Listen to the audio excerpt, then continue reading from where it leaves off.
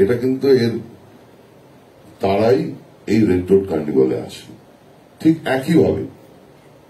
এই বিশ্ব বাংলা শারদীয় সম্মান আমরা বিভিন্ন জেলাতে দিই।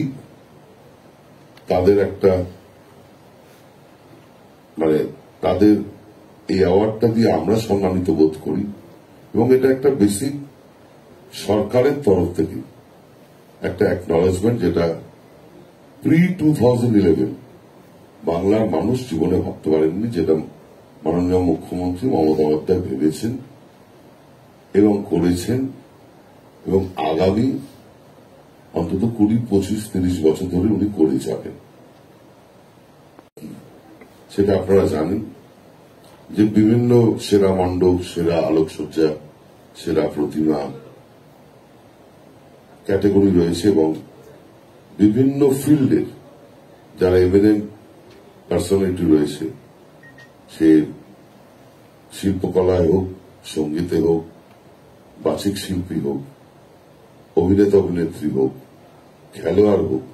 বিভিন্ন ফিল্ড থেকে যে প্যানেল অফ জাজেস হয় তারা এই জাজমেন্টটা করেন এবং এই জাজমেন্টে যারা আলটিমেটলি অ্যাওয়ার্ডেড হয়